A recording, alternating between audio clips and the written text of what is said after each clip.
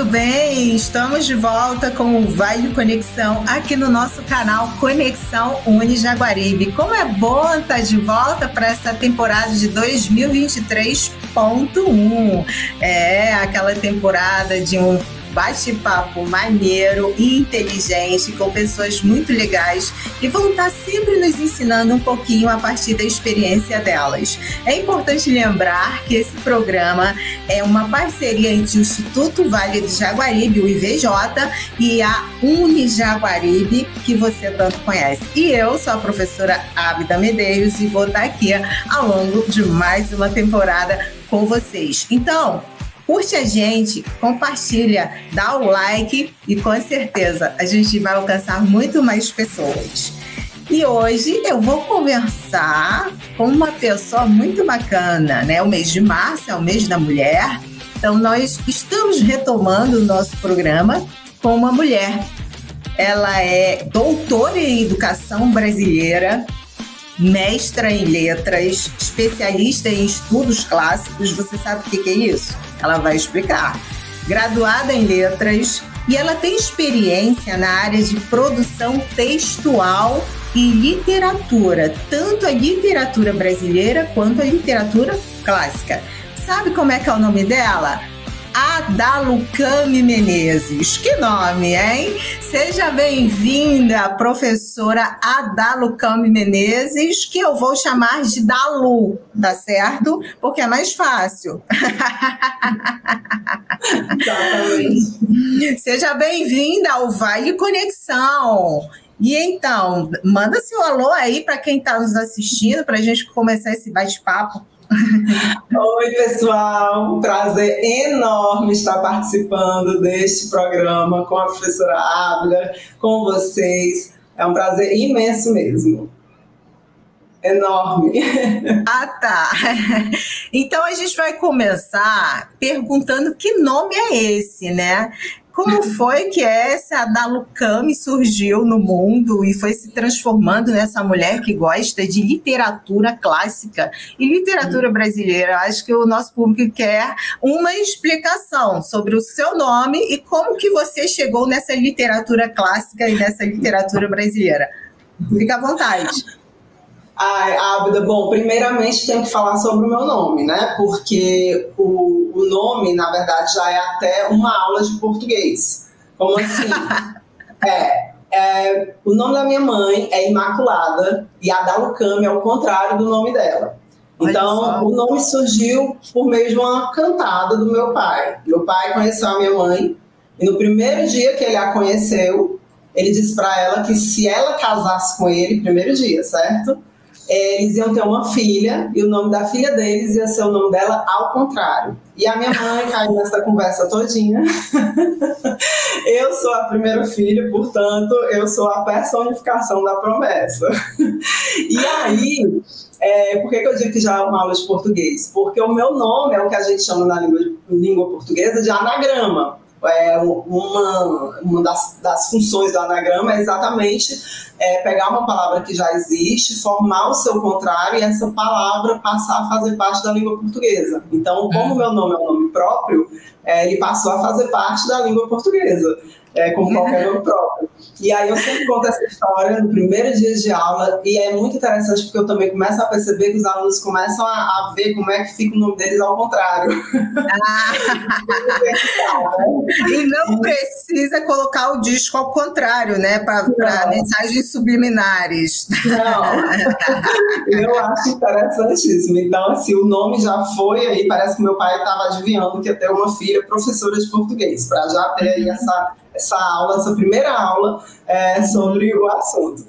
E foi mais ou menos isso mesmo, né? Eu fui para essa área da língua portuguesa, na verdade, eu pensava em ser jornalista, porque como eu sempre gostei muito de português e de história, e na época do vestibular, que eu sou da época do vestibular, né, professora? Eu também.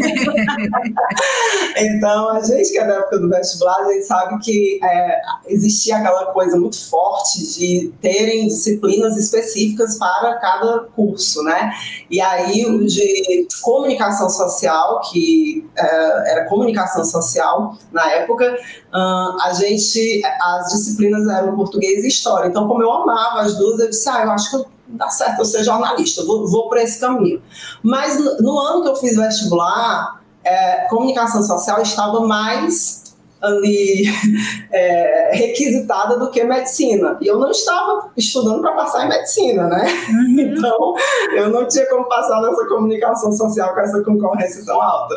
E aí um amigo disse, aí eu não passei, fiquei muito triste, aí um amigo disse, olha, por que você não faz um desses outros cursos que você vai poder transferir dentro da área de humanas e tal? E aí eu disse, uma boa, pensei em letras, realmente, porque eu pensei, não, mesma coisa, né, português e história. E aí passei, mas quando eu cheguei na faculdade, no primeiro semestre, já apresentando seminário, eu já vi que eu era um caminho. Já fui esquecendo a história da comunicação. Eu disse, menina, eu nasci foi para ser professora, olha só. E aí pronto, porque tudo eu gostava realmente, e aí foi quando eu comecei. Então fiz a graduação em letras. A especialização em estudos clássicos é o seguinte, eu estava terminando o curso de letras e uma amiga disse, olha, vai ter especialização em estudos clássicos. Eu disse, o que é isso? Aí ela não sabia. Eu queria saber o que é isso. E aí ela disse, menina, eu também sei não, mas é com o professor fulano e o Beltrano, vamos fazer, porque era com esses professores. Eu disse, vamos. Eu acabei me inscrevendo, ela foi se inscrever depois, acabou desistindo, porque foi estudar para um concurso, então não queria mais fazer especialização. Então eu digo que ela foi só ali um instrumento, né, para poder me levar pelo caminho.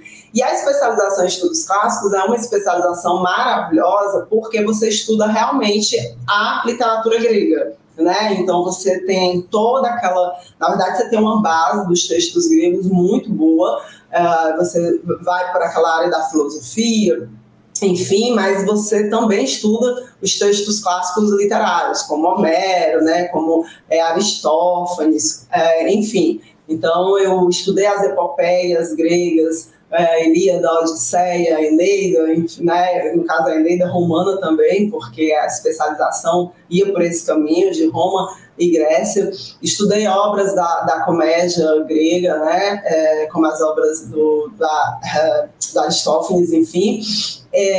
Enfim, então é esse caminho aí da especialização. E essa especialização me deu essa base, que é a base da cultura grega, que acabou influenciando tantas obras e tantos autores maravilhosos que nós temos. Quer dizer, Machado de Assis era um que tinha na cabeceira de cama dele a trilogia tebana, que é né, uma tragédia, né, que é um livro que conta 3 tragédias gregas. Então, realmente é um curso que eu gosto muito, assim, gostei muito de ter feito.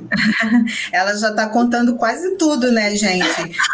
Porque sabe como é que eu sou, né? Você me pergunta algumas coisas, né? E sabe como eu sou, eu digo, vou falar logo aqui. Não, mas é assim, a interação aqui é dessa forma.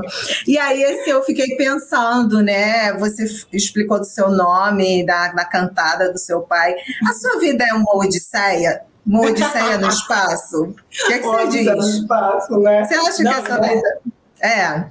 E detalhe, porque a minha monografia da especialização foi exatamente sobre a Odisseia. Eu escolhi falar sobre os rituais mágicos, né, que existiam ali na Odisseia, porque a Odisseia é uma obra que tem uma base sobrenatural muito forte, mística, muito forte, né? Acho que dessas obras gregas é uma das que mais mexe com tudo isso, a presença dos deuses, sabe, pessoal? Aqueles deuses que vocês viram em desenho animado e tal, aquela galera toda está na Odisseia e de uma maneira muito forte. Então, eu gostei muito, eu falei sobre a questão da mulher, a situação da mulher dentro daquele contexto ali na Odisseia, a mulher que fazia uso da beberagem para poder sobreviver, a mulher que era tida como feiticeira e que fazia uso disso para poder sobreviver, porque a única mulher respeitada na antiguidade grega era a mulher feiticeira, os homens tinham medo.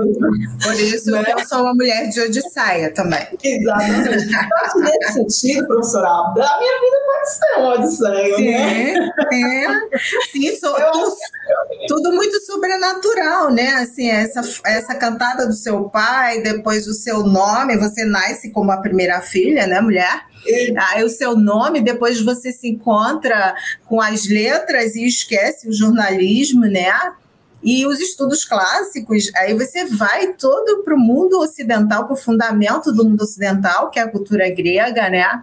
E lá você talvez realmente redescobre que toda essa trajetória até agora tinha sido uma odisseia, né? Que vai ser aí por 11 anos, né? E aí você fica se questionando, né? Meu Deus, será que esse povo tinha razão? Será que existe destino? Né? Será que ele é livre-arbítrio? Porque na Odisseia eles viviam em torno do destino, né? Era aquela coisa que eles acreditavam, desde a Ilíada existia a cultura da crença nas moiras, que eram as responsáveis pelo destino dos homens. Então havia a moira que puxava o fio da vida, a que desenvolvia o fio da vida e a que cortava o fio da vida, que era a Atropos, era a mais temida de todas. Então, você começa também, quando estuda, a ficar, Senhor, será que é? É verdade. Aqui, né? Enfim, então eu acho que sim, professora, minha vida é uma odisseia, tem sim. Uma odisseia no espaço e na terra, com certeza. Exatamente. E o que eu acho legal, porque você está partindo de uma base que eu sempre falo na sala de aula, a filosofia é a mãe da ciência, e todas as ciências, né? E aí, você, quando vai fazer estudos clássicos, dentro do campo das letras, você parte da filosofia, né? Assim como a antropologia, todas as demais ciências. Isso é bacana, porque mostra a importância de uma matéria como filosofia, que as pessoas acham que é super chata, né? Entediante. E letras, que as pessoas acham assim, é só português, é só aprender a gramática, né? E acabou. E não é um campo muito maior, muito mais amplo. E aí, eu convidei você para esse nosso bate-papo, né? E por isso que desde já nós estamos imensamente gratos, né? Porque esse programa é feito por vários cabeças, várias mãos, não é só a professora Ábida, de pensar assim, a questão da língua de um povo, né? A língua de um povo, ela traz o que dessas pessoas, desses grupos sociais? Ela transmite o quê? Pode ser o português, espanhol, francês, as que já foram extintas, o mandarim, enfim. O que a língua de um povo traz desse povo e a gente pode estar aprendendo com isso? Olha, Ábida, é uma coisa que eu sempre começo as aulas falando. Primeiramente, a língua não é só a gramática, porque as pessoas tendem a chegar até a faculdade e achando que a língua é só a gramática. E, na verdade, não é. Exatamente por isso, são muitos aspectos culturais, sociais, geográficos que influenciam naquele desenvolvimento da língua de um determinado povo.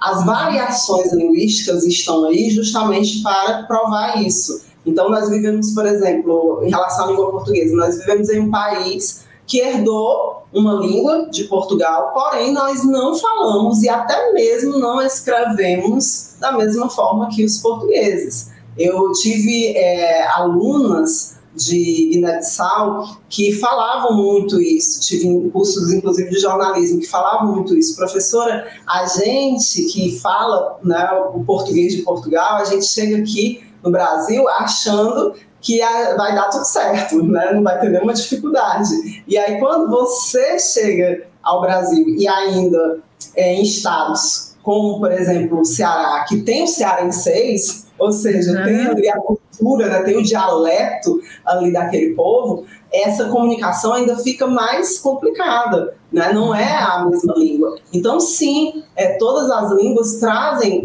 a cultura de um povo, e isso está intimamente ligado também a determinadas localizações. Nós moramos em um país em que as regiões têm sotaques diferentes, em que as regiões têm dialetos diferentes. Então, a gente fala aqui rebolar no mato, a gente fala, ei, mar, e deixa eu botar boneco. Vá falar dessa forma do sul. Será que as pessoas vão compreender? Não vão. E cada estado tem também o seu dialeto, né? No Rio de Janeiro existe uma forma de falar, em São Paulo existe outra forma. Então a língua comporta tudo isso. O que há é uma gramática, sim, que nós chamamos de gramática normativa, que é ela que orienta toda a nossa língua oficial.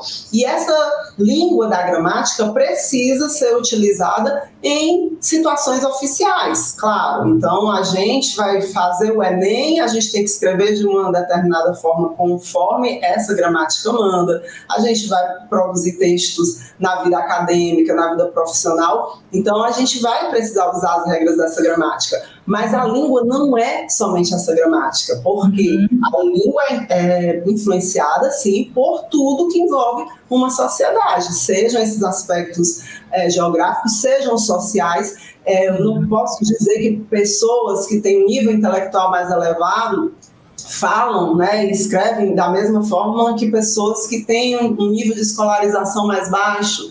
Então, essas questões sociais influenciam também. A língua é tudo, né? Mas como os linguistas dizem, a língua é a linguagem particular de um povo, né? Quer dizer, a gente usufrui de todos os mecanismos, inclusive gestos. Um gesto como esse, professora, tem pelo menos 8 significados ao redor do mundo, tá? Então, verdade. Não é só assim, eu não estou falando de Libras, eu estou falando de língua portuguesa, língua inglesa, língua francesa. Esse gesto aqui é diferente na Alemanha, é diferente na Índia, enfim. Então, todos esses aspectos acabam influenciando na língua, sim. Porque são símbolos, né, que são construídos culturalmente, então vão ser de acordo com o que cada cultura pensa sobre aquilo dali, né, e traduz inconscientemente. Eu não preciso mostrar, eu não preciso dizer, isso aqui, gente, é legal, porque o significado é compartilhado publicamente para nós, de que isso aqui tá legal, positivo, né, maneiro, enfim.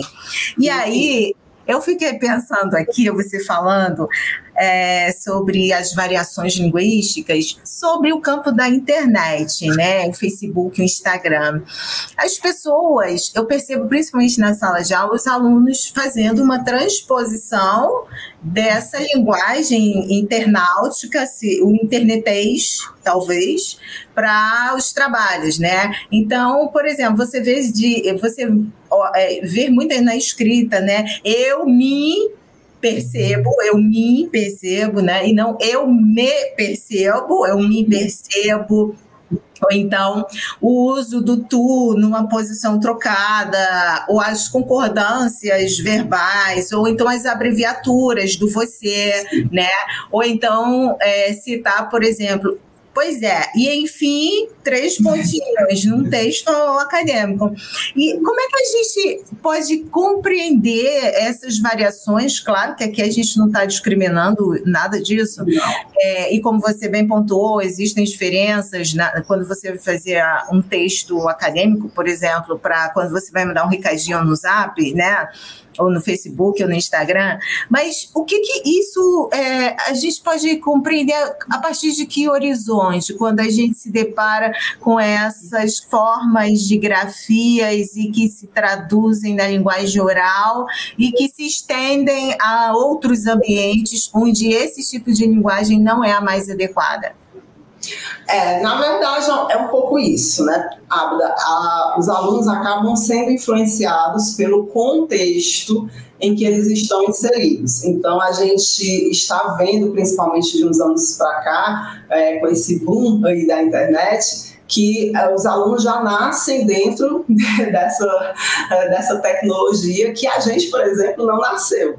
Então, não tem como, é algo que a gente não tem como desvincular da vida deles. A linguagem da internet, que é uma linguagem com abreviações, VC, o para, só um P, muitos emojis, né, carinhas e tal. Então, essa linguagem vai fazer parte da vida dos alunos, sim, porque eles já nasceram dentro dessa vibe tecnológica que não tem como desvincular da vida deles. Uma vez eu estava abrindo parênteses aqui, eu estava vendo um vídeo em que fizeram um teste com uma criança de 1 ano. Então colocaram uma revista, colocaram um tablet e ela, com 1 ano, já estava mexendo, né, passando aqui, né, tal, uma boa no tablet. Quando deram para ela uma revista, ela não tinha a habilidade de passar a folha.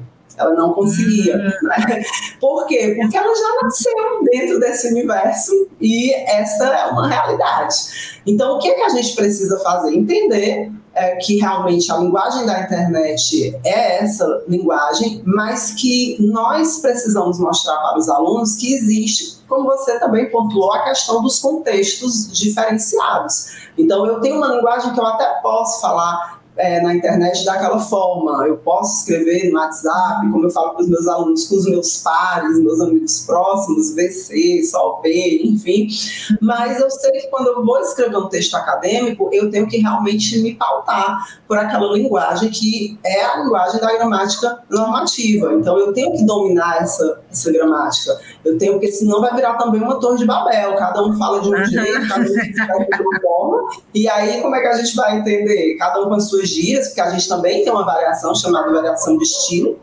Então, é como a pessoa resolve falar, mesmo que ela tenha conhecimentos sobre a língua portuguesa. Então, se cada um resolver falar do jeito que quiser, em qualquer circunstância, é Torre de Babel, com certeza. Então, por isso que precisava essa delimitação. Tudo bem falar, escrever de determinadas formas na internet, se aquilo dali torna a sua linguagem mais fácil, já que a internet também pede uma comunicação mais rápida. A gente também vê isso. As pessoas não conseguem ficar muito tempo olhando um post. Se você põe uma imagem no Instagram com um texto de 3 parágrafos, a pessoa já não quer ler, porque ela não consegue mais ficar tanto tempo presa assim. E aí isso também é complicado, né? Mas é a linguagem da internet que acaba interferindo. Entretanto, existem outros contextos que pedem, sim, que a gente use a linguagem conforme a gramática normativa nos ensina. Então, é preciso que o aluno tenha essa consciência, que ele não pode mandar, eu falo muito para os meus alunos, vocês não podem mandar um WhatsApp profissional para o chefe da mesma forma que vocês mandam para o amigo ali de faculdade, né? Que não podem existir determinadas palavras, enfim, há toda uma etiqueta ali naquela linguagem. Eu acho engraçado, tem gente que nem diz assim, bom dia, tal, né, já manda um negócio, nunca falou com você, não tem aquela introdução. Não pode, principalmente numa linguagem profissional, isso não deve acontecer. E também é importante a gente começar a se trabalhar para usar realmente, se apropriar da nossa língua portuguesa de uma maneira mais forte. Realmente só usar determinados tipos de linguagem quando a gente souber que o outro está usando também, eu vou embarcar nessa. E é interessante isso, né? Você está falando, que eu estou lembrando aqui dos verbos que foram ressignificados, né? Incorporados aos textos, que eu vou linkar isso com isso, né? Se você perguntar qual que é a conjugação do verbo linkar, não existe esse verbo linkar, né? Ou então outras expressões, né? O date, né? E aí a pessoa pensa que é data em outro idioma, mas não tem nada a ver, o date, não sei o que, né? Então, isso mostra o quanto a língua é dinâmica, mesmo tendo essa normatividade, como você falou, mas o quanto ela é dinâmica e ela expressa um momento, né? Então, você que estudou literatura clássica, se a gente olhar como que é escrito os textos da literatura clássica, eles são expressão do momento, são expressão da cultura daquelas pessoas naquele momento. Assim como algumas pessoas daqui a alguns anos vão ler textos nossos, né, desse momento, do século XX, século XXI, final do século XX, início do século XXI, E as pessoas vão ver, nossa, linkar o quê? As pessoas linkavam o quê? Né? O date era o quê? Né? Eu acho que... Porque novas palavras vão sendo incorporadas. E aí, Dalu, sempre tem pessoas que mandam mensagem pra gente no programa e tem uma pergunta aqui de uma pessoa que eu suponho que é formada em letras, né? A pessoa pergunta o seguinte: já que você falou que existem diferenças entre as linguagens, de acordo com o contexto, por exemplo, então um texto que você escreve na área corporativa, na área acadêmica, são textos completamente diferentes e tem regrinhas para isso, que você pudesse dar dicas. Não sei se essa pessoa vai fazer uma prova de redação de um concurso também, né?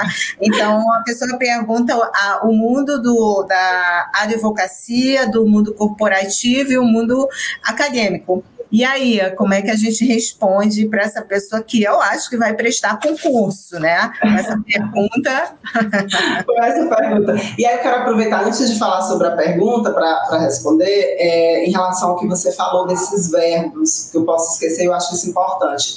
O VOLP, Vocabulário Ortográfico da Língua Portuguesa, que é elaborado pela Academia Brasileira de Letras, atualizou o seu dicionário em 2021.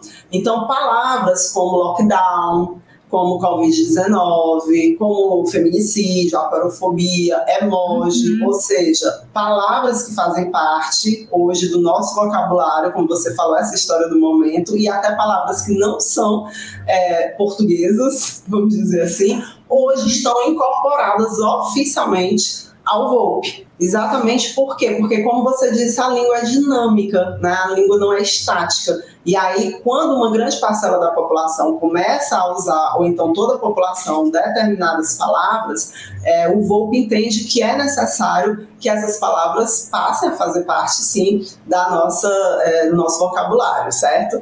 Bom, em relação à pergunta, existe sim uma estrutura para um texto acadêmico, tá? Porque o texto acadêmico é um texto que trabalha com determinados gêneros. Os gêneros são textos que estão dentro das tipologias, narração, descrição, dissertação, e os gêneros remetem a todo e qualquer tipo de texto que a gente venha fazer. Então, uma mensagem de WhatsApp é um gênero, uma notícia é um gênero, uma crônica é um gênero, um artigo de opinião, uma resenha são gêneros, um trabalho de conclusão de curso é um gênero. Então, os gêneros que fazem parte da vida acadêmica, como artigo de opinião, resumo, resenha, TCC, são relatórios, são gêneros que pedem uma estrutura e um nível de linguagem que nós chamamos de culto, ou seja, uma linguagem mais elaborada, certo?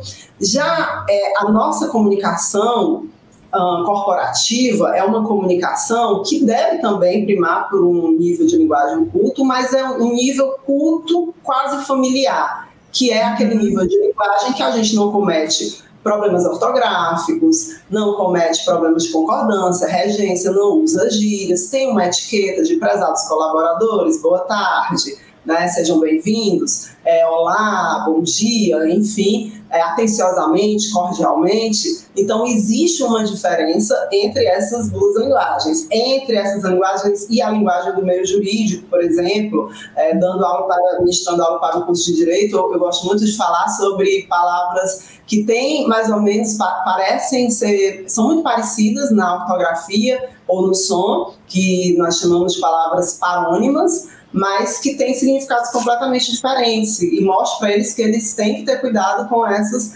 palavras, destratar, destratar, tá? Discriminar, discriminar. Então, isso é muito importante, né? A gente reconhecer esse léxico que faz parte de cada área. Então acho que você que está querendo prestar o concurso, né, que fez a pergunta, talvez, ou quem está nos escutando, é preciso ficar atento, né, porque às vezes a pronúncia, como você falou, você fala descriminalizar e descriminalizar, mas são coisas completamente diferentes, né, porque nem sempre as pessoas vão fixar na vogal descriminalizar e descriminalizar, né, e aí você falando do modelo do texto corporativo, você falou prezados colaboradores, né?